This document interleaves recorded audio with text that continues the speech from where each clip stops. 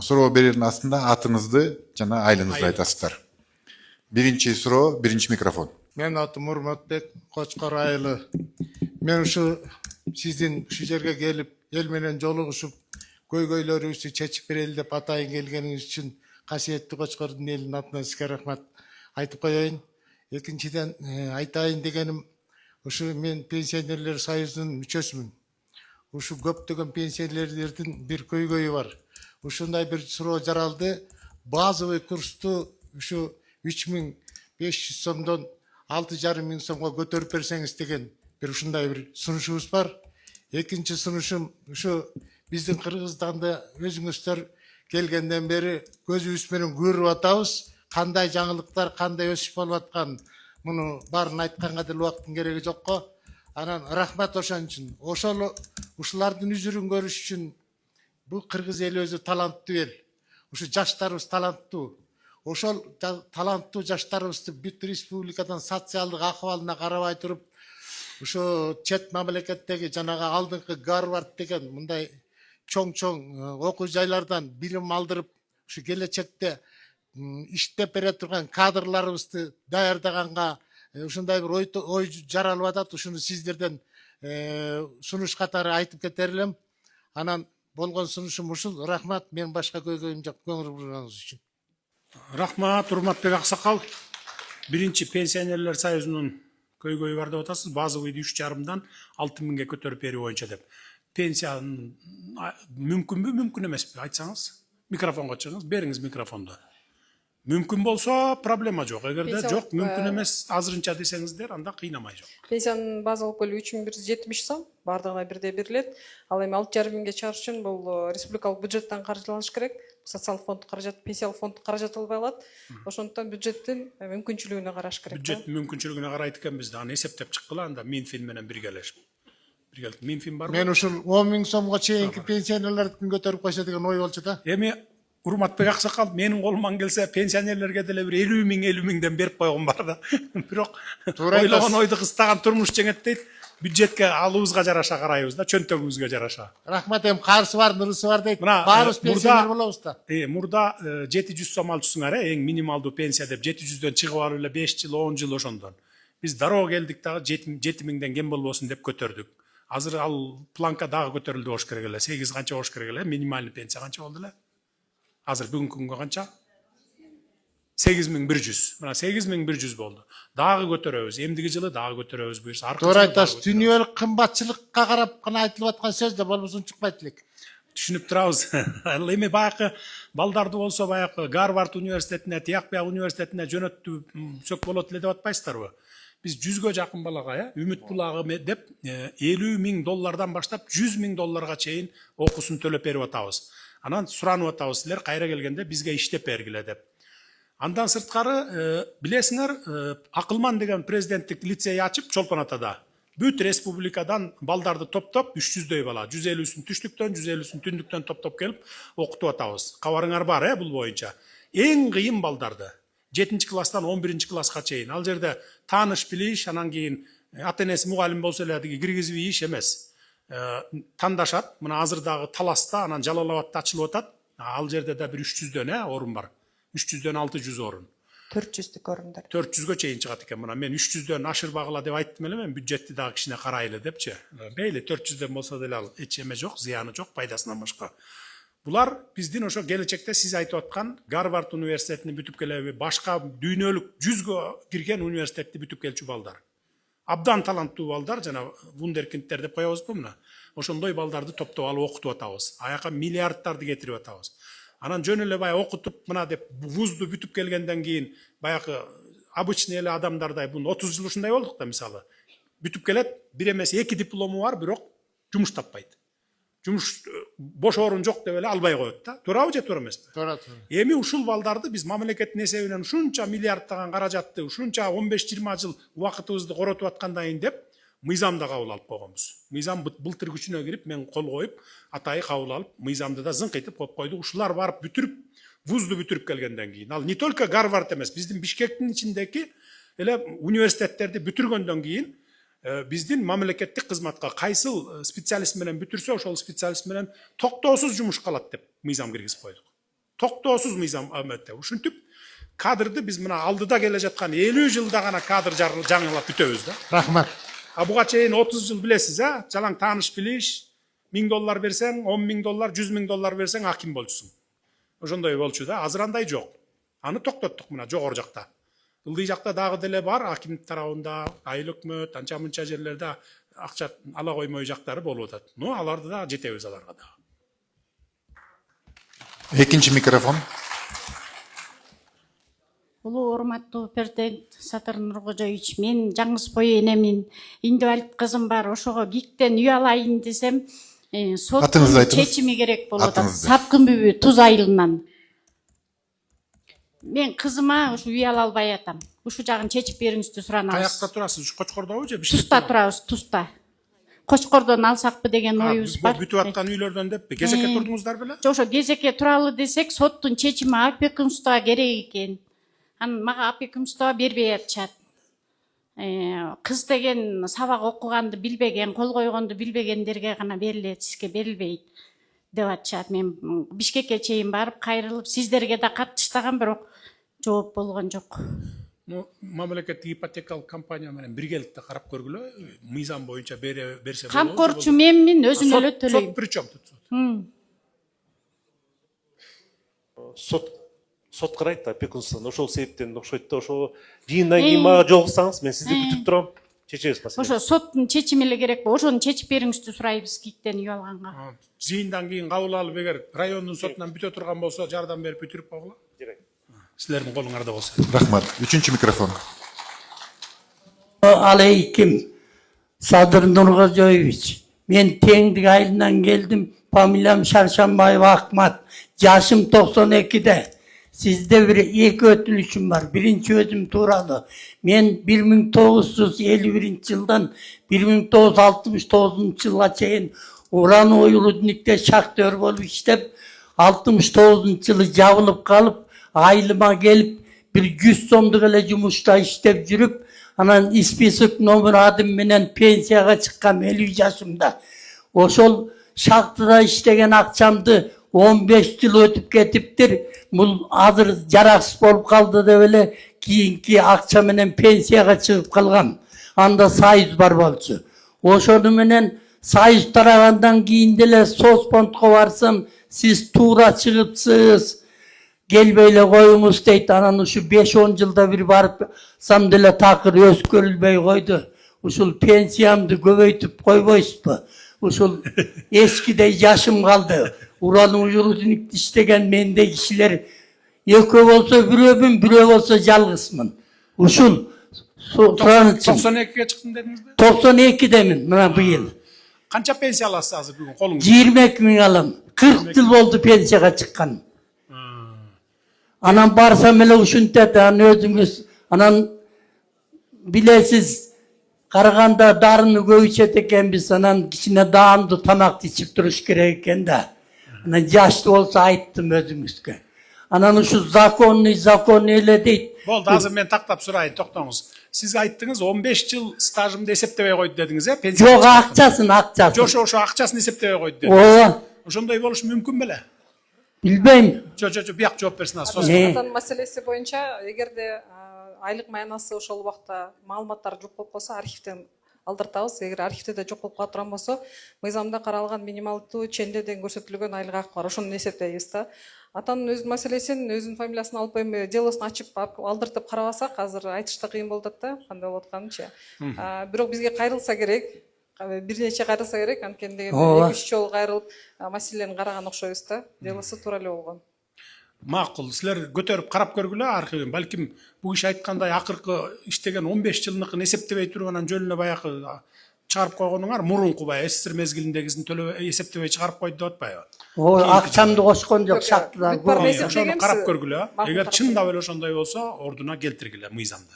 Мыйзамды угулуп туруп эсептеп бергиле дагы, колуна бергиле. Анан аксакалды телефон берип туруп мага алып кел, сизге жакшы тамак ичип турганга мен жардам берейин.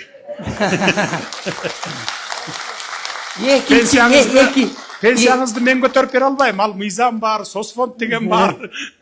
Emikisine uran kaskandayın 90'dan aşkan Boldu, kişi boldu, boldu. geçsine. Geliniz mağa. Sıylap koysa deyim de. Erten bir günü geliniz mağa. Anan ikinci köy meylin atынан bu Koçkor'da birile zavod var. Tigi süttü algan. Anan sır çıkargan. Uşul bala jakşı. Bunda yönü albay atat da biz ayıldın sütlerin toluk albay atat. Uşul aksakalların atынан uşuğa bir jardan berip koysanız dep suranıp atam. Boldu, başka suram yok. Rahmat, жазып алдық. 4-ші микрофон. Мен селхоз, mo süt işletken balaga qarap көргүлөчү, ne жардам керек экен сурап, тактап көргүлө. Ya, qarap көргүлө, qarap көрүп ne жардам керек экен жазып алыңыз, айтасыз. 4-ші микрофон. Производствого биз жардам беришибиз керек да. Мен Тентимишев Айдар Кумды айылынын тургуну Кочкор району. Менин айрылуум себеби Садыр Нургалы төбөс. Бул бизде суу бизден Кумды айылында суу жетпей тартыш. Анан тоодон келет. Ушул сууну күндү эме сууну карап турабыз. Эми ошол жерде кичинекей суунун башына быдыр куруп берсеңиз, керек өзү даярдуу мындай. Ошо быдыр куруп берсеңиз, ошо жакшы болот эле. Анан кайсы айылга экен? Кумдеб айыл өкмөтүнө барбы ошонун ичинде? Убакыт албай эле дароо жок. Кумдеб айыл өкмөтүндө жокпу? 106 БСР будердин ичинде жокпу? Кичинекей айылда айтып атабы? Ну жазып алып көргүлө, эгерде керек болсо аяка да салалы. Кумдеб айыл өкмөтүндө кыштын күнү 15 километрге суу агып атат. Мындай ошол тосуп койсо, жаздын күнү биздин суубуз тиги тоодон суу келсе даяр болот эле. Экинчи суроом, мен ошол айылда Кумдеб айыл өкмөтүндө законсуз менчиктеп кеткен гараж, мектептин орду, клубтун ордулары бар. Ошону эми сот жүрүп атат, төргө жүрүп атат, ошого көзөмөлдөп берсеңиз. Анан үчүнчү суроом, биз эми бул талаачылык болгондон кийин бизге комбайн жетишпей атат. Садырнурга чыгыш. Мушу жардам атайын өтүнүч суранычым, бир комбайн берип кетесизби? Бир 2 комбайн. Же ушул өз жеке суроом ушул. Жок, күлкү эмес. Айыл болсо өз анан комбайн жетпей атса алып беришибиз керек да. Биз алып берип атабыз го лизингке баарын. Жок, 2 комбайн алгам мындан 2 жыл мурун. Бирок биздин жетишпейди. айылыбыз 6 айыл. Анан ушу Кочкордун Орманкан айылынан кийин эле элибиз көп айыл өкмөт. Айыл. Карагыла, жазып алгыла дагы алып бергиле комбайн керек болсо. Урматтуу Садыр Нуркожоевич, былтыр бул айыл өкмөткө 2 комбайн алганбыз. Мына быйыл дагы Теңиртоо өнүктүрүү. Не комбайн алдыңар эле? Кайсы марка? Нива, анан Палас деген 2. Чоң Ниваны, жанагы кукуруза уборочныйды алганбыз. Ал жерде эми быйылкы жылы дагы 4 техника алган жатабыз. Мынакей танар алабыз, дагы грейдер алабыз, фронтальный погрузчик. Алгыла. Дагы 2 комбайн керек деп атса, аны да изучать этип көргүлө. Аким айыл өкмөт менен биргеликте керек болсо, анда заявка бергиле, алып берели. Макул. 1-ші микрофон. Садыр Нуркожоевич, саламатсызбы? Мен Бишкек шаарынан келдим. Аламидин Нур айылына караштуу Чүй областынын Аламидин Нур айылына караштуу 5 паркоя 5 квартирада үйүм бар эле. Ошол үйүмдү неме Абайтушун банкынан 2016 жылы 125 000 сом алганбыз. Атыңызды айткан жоксуз. Досо Минамаркан Мамытовна. Кайсы банктан дейсиз? Байтушун банкынан. Байтушун банкынан алганыбыздан кийин биз аны алдыгын деген төлөп бүткөнүбүздөн кийин 40 000 сомду мойнубузга илип туруп эле бизге эскертүү бербей туруп эле сатып берген. Азыр тергөө жүрүп 17 кишини кылмыш иши менен козгогон. Ал кылмыш ишин козгоп туруп 17 кишини неме кыскартып туруп, аларды күбө кылып, Асылбашев Азамат Мелисбековичке күбө кылып неме кылып койду да, күбө кылып койду. Ошондо немени токтомду кыскартып туруп, Жеңишев Жанарбек деген токтомду кыскартып туруп, 8-чи токтомдун ичине киргизип салды. Азыр бир эле кишинин үстүнөн неме Асылбашев Азаматты неме Мелисбековичтин үстүнөн гана иш козголуп атат. Аны да карап жатканы 245-чи менен эле карап атат. Экинчи бөлүк менен элечи. Ал деген ошол жерде 17 бүт Байтушун банкынын немелери, кишилери бүт 17 кишиден. Сизде маалыматыңыз бар бул боюнча. Ошону кыскартылган. Бул жооп берсинчи азыр. Урматтуу Садыр Нуркожоевич, саламатсызбы? Урматтуу Кочкор элинин тургундары, саламатсыздар. Башкы прокурор орунбасары Байдылдаев. Досо эжекебиздин кылмыш ишин жакшы билебиз. Башкы прокуратурадан бир нече жолу кабыл алганбыз. 175 миң сом боюнча туура убагында кредит алып, үйдүн өтө төмөн баада өлчөп баалап коюшкан. Андан үй банкка өтүп кеткен. Бул маселе боюнча көзөмөл алганбыз Садыр Кожоевич. Анан бул анча мынча жарандык маселелер бар да. Дагы кошумча көтөрүп көрөлү, кабыл алалы. Тергөөнү РОУД терген, кийин улуттук коопсуздук мамилет кызматына да бергенбиз да. Эженин көтүштөр барын канааттандырып келип То атабыз. есть залогко койгондо арзан баалап алып Арзан баалап койгондон коюшкан, бул бияк төгө албай калгандан кийин алып койгон. Ошол бага. Жарандык тартипте Өзү сотто негизи банк ошентип төмөн баалайт. Кредит аларда бекер акчадай көрүп ала бербегиле. Кредиттин өзүн актай албай каласыңар, процентин даже. Кымбат алсаңар. Ошон үчүн акчаларда ойлонуш керек да. Жардам бергиле, эжеге жардам берип, көтөрөс маселе. ошол айырмасын алып бергиле. Азыр мен бул жерде менин көйгөйүм неме кыскартылган токтом бар. 8-чи томдун ичине кыскартып туруп киргизип койгон. Ошол токтомду артка тартып туруп кайра тергөө жүргүзүлүш керек. Кабыл алат, жардам берет сизге. Экинчи микрофон. Саралаев Калыйбай, Дөң Алыш айылы. Урматтуу президент, мен сизге айтайын деген маселемди 3-чү курултайда дагы, 4-чү курултайда дагы курултайда көтөрүп чыктык эле. Бул Нарын областында улуттук ат оюндарды өткөрө турган ат майдан жоктугуна байланыштуу ушул курултайга дагы көтөрүп бардык эле. Биздин акимибиз да билет, муну губернаторубуз да билет. Бул акимдин дагы, губернатордун дагы колунан келе турган маселе эмес. Ошон үчүн сизге кайрылып атам. Урматтуу президент, башка областтарда ат майдан, мисалы үчүн эгемендүү күнү же Нооруз күнү кыргыз болгондон кийин барып ушул ат оюндарын көрөлү деп ат оюндарын өткөрө турган ат майдандар башка областтарда бар. Бир гана ушул Нарын областында ат майдан жок да. Ушун мен сизден суранарым, ушул Кочкор району өзүңүз айттыңыз, стратегиялык район дегенне байланыштуу ушул Кочкор районуна, Нарын областына керектүү ушул ат майданды бир карап берсеңиз. Биз жер акимдин чогуу аким менен барып ушул Көкжар айылынан 30 гектар жерди караштырдык эле. Элдин улук сааты элдик жыйын өткөн. Андан кийин биз өзүбүз баштадык эле. Госрегистрден прочий жер деп ушул жерге ат майдан курса болот деген акимдин көрсөтмөсү менен баштаганбыз. Бирок Гипроземден бир корутунду келди. Ал жер айдоо сугат жер 45% деп, биздин уже жана биздин жаамат өзүбүз акча чогултуп алып,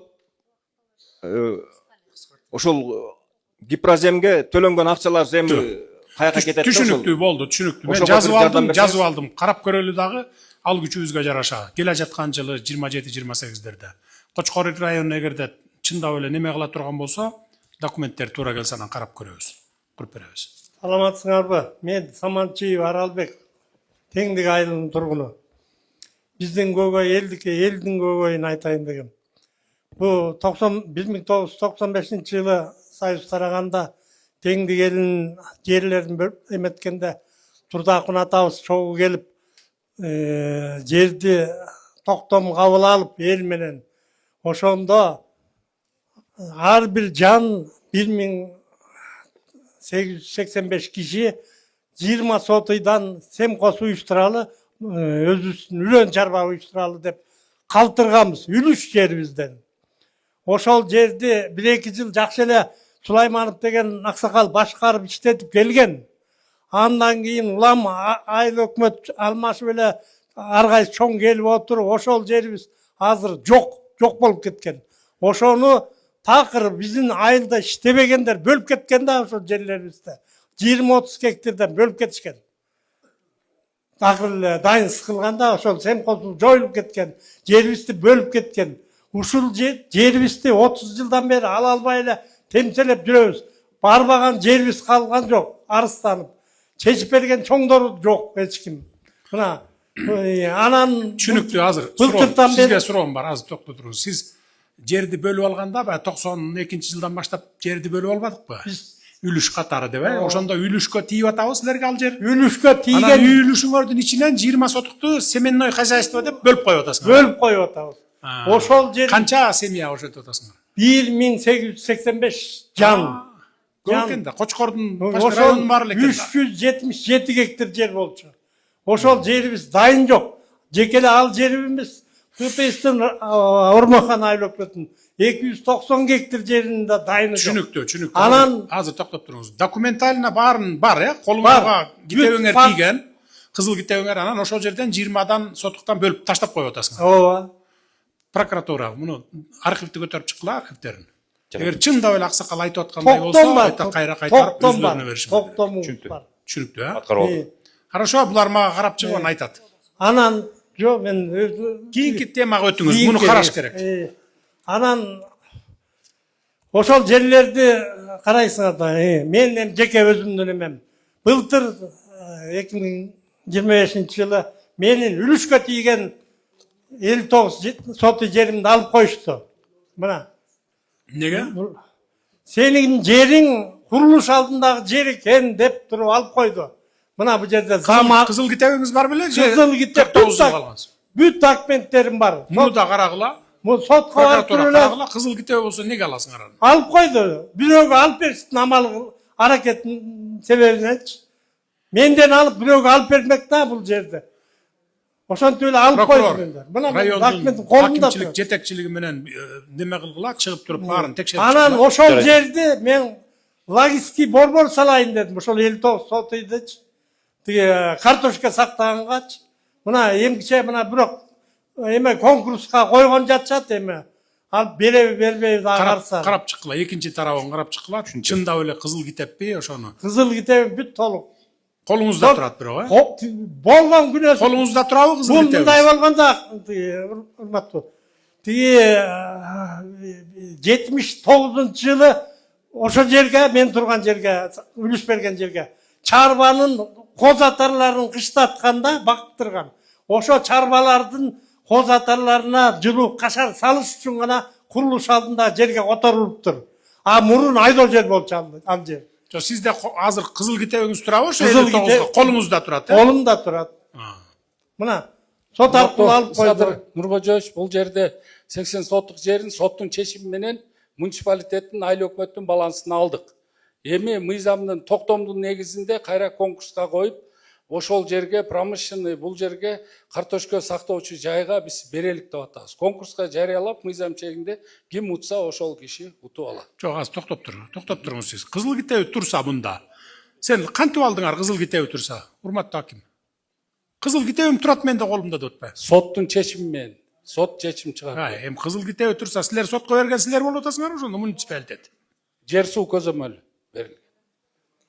Жер суу көзөмөлдөө мекемесинин облустун эмеси бир кишиге. Силер сиздин колуңузда канча жылдан бери турат кызыл китеп? 30 жыл. 30 жылдан бери. 30 жылдан бери урун ал жерди цементти бүт тазалагам. 2 жыл тазалап, ошо козулар турган аштоонун 2 жылда мен үлүш кылгам. Бул силер мына көрдүңөрбү мынакей ушул акимдер, айыл өкмөт ушундай катарлыкчылыктарды көп кетиресиңер да, ушу райондун деңгээлинде, облустун деңгээлинде. Кызыл китеби. Дегене колунда турат. Биринчиден кызыл китеби, экинчиден уксаң аким. Экинчиден бул киши өзү мен салам деп атпайбы ошол жерге, жана картошка сактаган, диги немеси хранилище салайын, логистика кылайын деп. Өзүнө эле берип койбойсуң. Бербейт да, мага бербей, конкурска коюп. Долбоорду түздүргүлө, договорду түздүргүлө, долбоорун бергиле, мына момундай кылып сал деп туруп колуна карматып койбойсуң. Бул силердин жолуңар болсун, туура эмес да, туура эмес кылып атасыңар. Зачем мындай кыласың? Көзөмөлгө алгыла давайте. Көзөмөлгө алгыла дагы булар менен неме кылгыла, текшерип чыккыла баарын. Болду, түшүнүктүү. Мен муну көзөмөлүмө алам, бул сиздин ишиңизде. Бул жерде ошол адилетсиздик бар экен действительно. Эмки 4-чү микрофон. Мен Алканов Аскарбек Абдулгабекович, Кочкор айылынан. Мен жашым 80-де.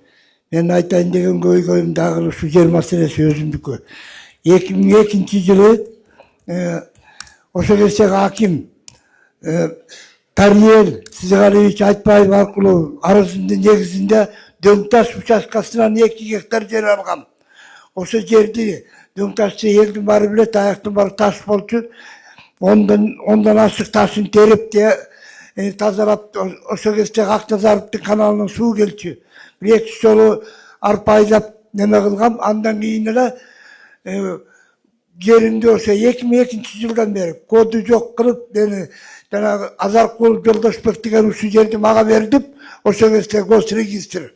Ошондой кылгандан кийин бут тосуп, суу да келбей калды азыр ошол убактан бери.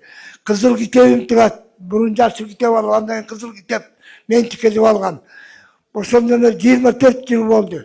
Жеримди бербей атышат. Эчтеке айтпай, мына бу жерде кадастр турат, кызыл Koçkar Aylık önlemesinin, gosrегистрдин ермек уулу кубам.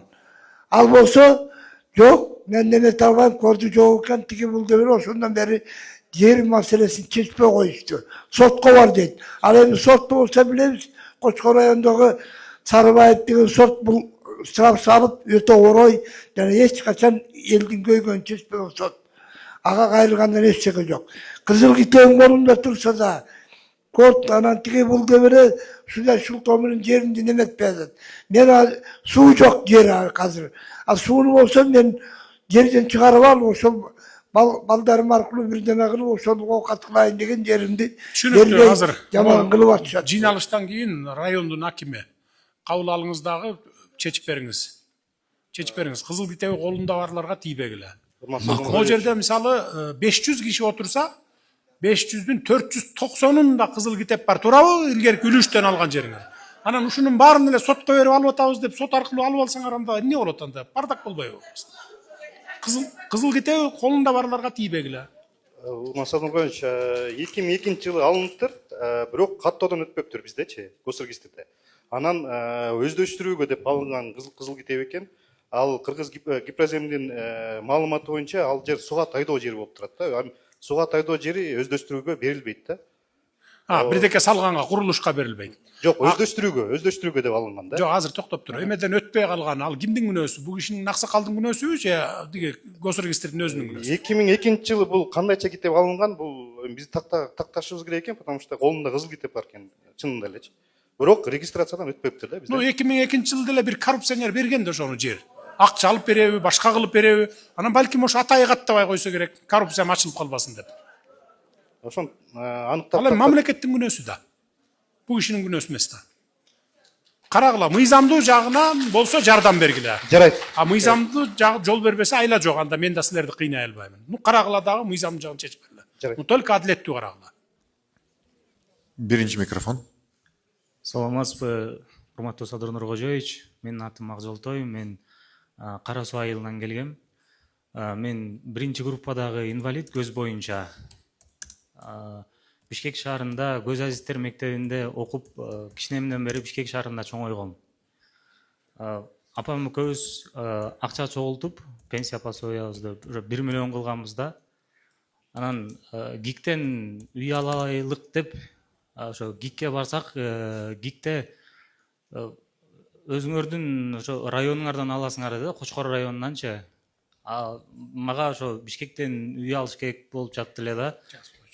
Анткени ошо Бишкекте окугам, Бишкекте болду, түшүнүктүү. Мына мен азыр айтып койдум, бияка деги телефонуңузду берип коюңуз, чакырып ГИКтен бергенге аракет кылып карап көрөлүк немени. Мүмкүнчүлүгүн карап Бишкектен алат. Саламатсыздарбы? Куш келдиңиз.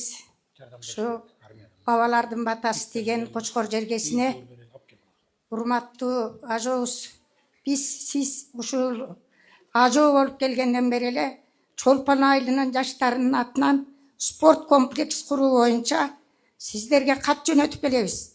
Баардык каттарым сакталып турат. 1922 жылы сиздин наамыңызга кат жөнөткөнбүз. 1924 жылы 5 августта министрлер кабинетинин биринчи орун басары Касымалиев келип ушул жерге жолугушуу өткөргөндө дагы жаштардын атынан ушу спорт комплекси куруу боюнча кайрылганбыз. Бирок ушул көйгөйүбүз, ушул маселебиз ушул күнгө чейин чечилбей келет. Болду апа, болду. Мен эми чечип берейин, болду. Ушуну өзүңүздүн көзөмөлүңүзгө алып, келаткан жылга киргизгиле, 27-ге киргизип салып берели болду. Ушу чоң апа чыгып алып, ушинтип микрофондон суранып атканда сүйүп чоң рахмат садаан кетейин, эл журтубузда тынччылык болсун. Болду, салып беребиз. Жарайт. Буга чейин эми 21-22-ден бери кайрылып келтам деп атасыз. Бизде деле көрүп атпайсызбы мамлекеттин акыбалын? Араң мына эми бутубузга туруп келатабыз. Ошон үчүн эмки келерки жылы салып берели. Ким? Нурдан мырза көзөмөлгө алып, немеге киргизиңиз спорт комплекси Чолпон айылына. 4-cü mikrofon. Саламатсыздарбы Кочкор эли тургундары, саламатсызбы Садыр Нуралжоевич. Урматтуу Садыр, бияктамын мен. Айтыңыз. Жанагы эле сиз айткан көйгөйдө сизге аябай рахмат. Эл менен жол Кочкор элине жолугушканыңызга.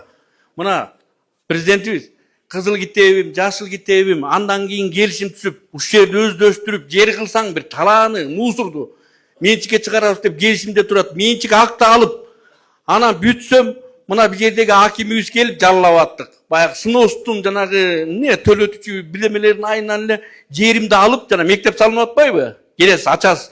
Ошол мектептин ордуна деп мен жеримди автоваза болчу да, ошонун ээлери бербей атат, ошо сенин жериңди сурап атат, бер деп заставить этишти. Анан айла кеткенде бул кыйын кишилер, күчтүү кишилер дегенде эми мага башка жер бергиле десем, беребиз деп. Ошол 70 сотый болсо 40-ын ага бер, 40 мектепке салганга алып атабыз. 30 калат, 40-ты Семизбелден беребиз деп, ал жерден беришип, мына архитектура начальник баары эле турат. Баары барып кезип, казыктарын кагып, жана темир жол келип атпайбы?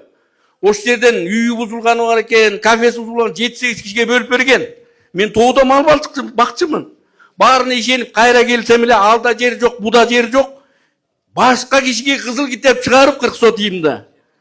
Берип коюп мени мыйзамсыз каттоодо жок деп гана коюшту да. Ана мен сотко бердим, сотко берип мына азыр токтоңуз. Сизге ошондо 40 сотуңузду обещать этип туруп бербей коюп атышабы? Бербей, мына турат, чийилип бүтүп туруп, документтери төлөнүп, чийилип бүт туруп, анан отказ кылып коюп атат. Биз ушундайбы аким? Жок, бул кызыл китеби катталбай калган кадастрда. Кадастрдан караганда кызыл китеби бош болуп чыккан баягы жери. Анан кийин ал жерди бирөөгө берип, ал жер баягы Арабаев мектептин курулушуна бирөөдүн жерин экөөнү алмаштырган да. Анан бизге кайрылганда биз 20 соттук жерди азыр райондук комиссия чечип бердик.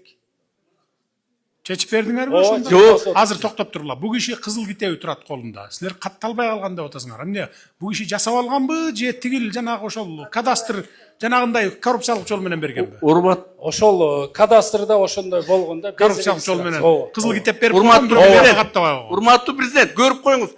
Прокуратура ушул эле прокуратура катталып турат деп бергени бар. Өз көзүңүз менен көрбөсөңүз, булар соттон да ыргытып коюп атышат, жазап атышат сотто. Көрсөтүп коюңузчу. Каттоодо турат да мына прокуратураныкы соттон кийин алдым. Көзүңүз көрсөңүз булар биякта бүт бары мен билбейм. Алып келме. Катталып да турат ал. Мына көрсөңөр. Акимчилик болсо ал жер бош экен билбей иште 22-жылы булар мына узартсаң кызыл китеп алсаң администрация кагаздар бүт турат, бирок соттон адвокатын биринчи соттон утканбыз. Президент, экинчи соттон ушул кагаздарын бүт алып, адвокатын да барбай калып утулуп калып, жогорку сотко адвокатын барбай утулуп, бул кагаздардын баары жок экен. Кайра сот бүткөндөн 25-жылы мына Осмон бияка арыз жазсам бүт чыгып атат мына. Баары бар ар жанында. Жаңы жагдай. Садыр Нуралжоевич, Госсервистин кызматкери тарабынан тур эле мыйзамсыз иш чаралар аныкталган тергөө учурунда, айып бузулган, бирок эскерүү менен өтүп кеткенден байланыштуу кылмыш иш өндүрүштөн кыскартылган. Бирок бул мыйзамсыз берилгендиги боюнча анан чечим чыгып туруп ошо жер алынып коюп атат. Муну демек бул кишинин күнөөсү жок, жана Күнөөсү жок, Госсервистин жетекчиси коррупционер кадастрдын күнөөсү болуп атабы? Жеке ошонун күнөөсү болчу. Ушу бизде ушул мыйзамдарыбыз дагы ушул илгертен бери келатат да, суроого өтүп кеткен, анан кылмыш кылып коюп, анан кийин болду, мынча убакыт жыл өтүп кетиптир деп туруп күнөөлөй албай калабыз да анычы. Бул жерде да ошондой болуп атат да. Так ошондой. Кылмыш жоопкерчилигине тартып андайларды камаш керек болчу да. Кимдин мындай кылгыла аким, прокурор баарыңар диге бул киши менен дагы неме кылгыла чыгып туруп териштиргиле, анан жана 40 соттук жерин бербей койду деп атпайбы? Анысын бергиле, башка жерден 20-сын бердик деп атасыңар, 20-сын дагы бергиле. Мейли эмне салынбасын? Мектеп салынабы, темир жол салынабы, ошол жерге эгерде мамлекетке керек болсо, биз ошогон базар баасында же болбосо башка жерге көчүрүп үй салып берип алгыла деп атам го мен силерге. Мына темир жол салынып атат, Кытай, Кыргызстан, Өзбекстан. 100дөн ашык объектини алып атабыз, туурабы? Бүт баарына акчасын төлөп берип, соодалашып, базар баасында кылып алдык го, туурабы? Биякты да ошондой кылгыла. Мектеп түшөбү? менчик жери турабы? Келип сүйлөшүп туруп алгыла да. Башка жерден бергиле, же акчасын берип алгыла. Кызыл китебин эле тартып алып анан бар тияка чык, мен бу жерге муну салам дегенде андай болбойт да. Жеке менчик укугу каякта калат анда.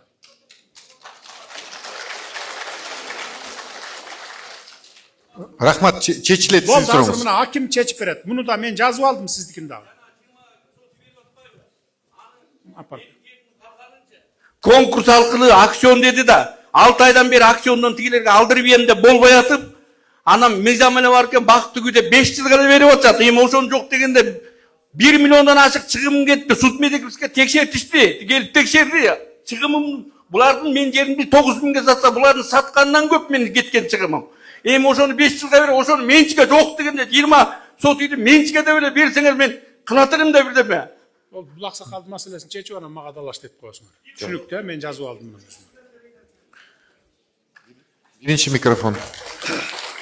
Урматтуу президент, мен 1936 жылы туулганмын. 90 жаштамын. Байбичем 40 жыл. 11 баланын атасымын, байбичем герой. Мен өмүр бою сайыстын агында туарга багып чыгып өткөнмүн. Атыңызды айтыңыз. Ооба, Керим Кулукбатбек. Эмгегиң бар экен, сенин кереги жетпей калдың деп Актан Сарып обком секретарь сүйлөшүп атышып, мага өкмөттөн там салдырып беришкен. 11 эме сен мен айтайын, ушу дөңарыш айында жашайын. Анан эми айланып кетейин, президент баарын жасап атасың. Боюш жол келди бияка. Мектеп салынып атат, садик салынып атат, баары бүтүп атат. Мен болсо ушул 90 жаштамын. Анан мен Кызыл Кең сууда кызым бар. Кең сууда кудам бар. Кудам жашы өтүп кеттир, күйөө балам аты Толукбай. Кудагыйым мекке барып келген. Анан Нургажы да мекке барган, мен де мекке барганмын. Анан мектебеден намаз окуп турушубуз көчөтүлекте. Анан менин бир анча-мынча кагазым бар. Мен ушуну алып баргандан кийин текшерип окуп, эле мага жардам берип койсом деп айтамын. Болду ушу. Мактуу, бербейиңиз алды. Ооба. Экинчи микрофон. Экинчи микрофон. Алло, саламатсыздар. Урматтуу, алло дедим. Урматтуу президент Садыр Нуркожоевич, сизге рахмат. Хан айылына келип, көйгөйүбүздү чегип, атым Бегимжан Усубалиев айылынан болом. Өз көйгөйүм эмес, энем Эсентаева Салкын 62 жылы сельхозтехникада айылда жашасаң техниканы башкара бил деп жаш келиндерден 15 келинден кызыл жолуктар бригадасын тоскон.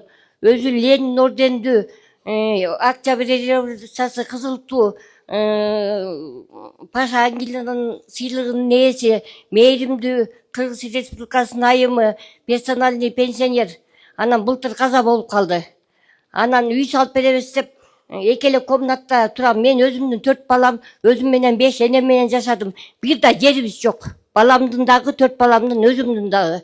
Энемдин үйүндө жашадык. Энемди мураскор кылып, өзүм коюп, энем үйүм мага жазып берип кетти.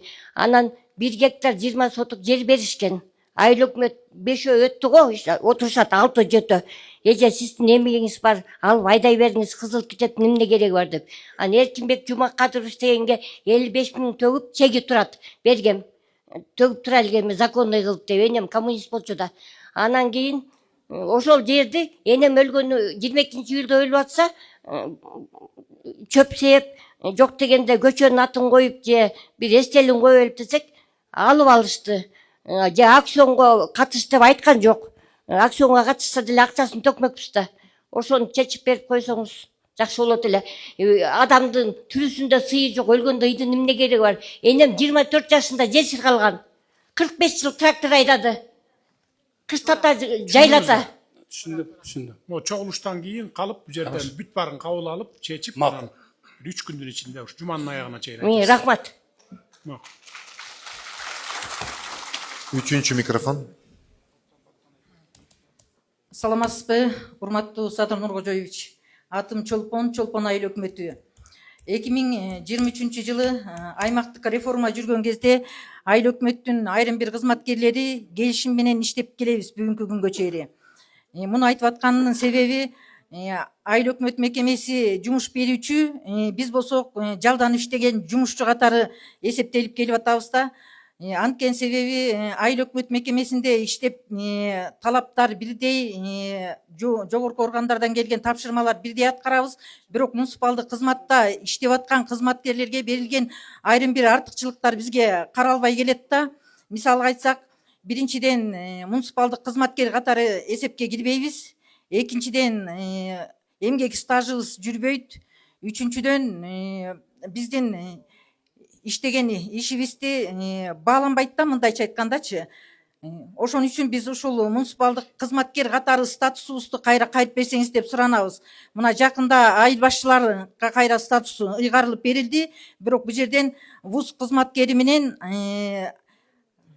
биздин экономический статус кызматына дагы эле статус берилбей калды. Ошондуктан ушул жагын карап берсеңиздер, мына бүгүнкү күнү муниципалдык кызматкерлердин күнү экен, биз ошол кызматкерлерге да эсепке алынбай жатабыз. Жалданма жумушчу катары келишим менен иштеп келатабыз. Ушул маселени чечип берсеңиз. Бир суроо да сизге. Сиз мурда айыл өкмөттө иштеп келгенсизби, АТРга чейин? АТРге чейин иштеп келгем, азыр иштеп жатам. Айыл өкмөттүн кызматкери болуп иштеп келгенсиз. Айыл өкмөттүн. Ай эмнеге андан кийин АТРдан кийин сиз айыл өкмөттүн кызматы эмес жалданма иштеп атасыз? Келишимде ошондой көрсөтүлгөн. Айыл өкмөттүн айыл өкмөт мекемеси Кимдер эмнеге андай болуп калган? Булар элекинчи мыйзам негизинде. Муниципалдык кызматка кирбейт, булар наемный по контракту иштешет да. Мына бүгүнкү күндө айыл башчылар да ошондой контракт менен иштешип атпайбы? Эми мына сентябрда мыйзам кабыл албадыкпы? Мен кол койсом азыр алар дагы госслужащий болот. Ооба. А булар эмнеге мындай болот? Булар эмне ашыкча кызматкерлерби же кандай? Улардын айыл өкмөттүн штатынан сырткарыбы же? Штатынан сырткары. А эмнеге штатынан сырткары? Эмне ошондой эме барбы? Муниципалдык кызматка кирбейт да. Контракт жүзүндө. Канча киши сотрудник иштейсиңер ошондо айыл Биз өкмөттө? аскерге эсепке алуу столунун кызматкеринен экөө, статус экономист бирөө. Буга чейин 23-жылга чейин Ошондо үчөөңөр азыр тиги контракт менен иштеп атабыз. Бул Кыргызстан боюнча эле ошондой да. Карап көргүлө. Анан зачем контракт менен? Эгерде ошондой булардын кереги, кызматы керек болуп атса, зачем контракт отургузуп коесуңар? Постоянно алып коелу. Эмгек маянабыз да бүгүнкү күндө тазалоочулардын эмгек маянасына барабар болуп атат да. Биз анткени ошол муниципалдык кызматтерге каралган артыкчылыктар бизге тиешеси жок болуп атат. Азамат мырза, өкмөт карай турган иш экен да бул. Карагыла Бишкек. Рахмат. 4-үнчү микрофон. Саламатсызбы, Садыр Нуркожоевич. Мен Айсулуу Кошкор районунан болом. Бирок Бишкекте турам. Азыр студент болгонума байланыштуу. Анан ошол себептерден мага өзүм экинчи топтогу майыптыгым бар. Азыр Кыргыз-Түрк Манас университетин бүтүрдүм да. Ошол себептен общежитиядан да чыгарып жатышат мени. Ошондуктан азыр мага Бишкектен ГИКтен социальный ипотекадан үй керек болуп жатат. Мен сизге 6 ай мурун кайрылганмын, кат жолдогонмун, бирок ал кат сизге жетпептир.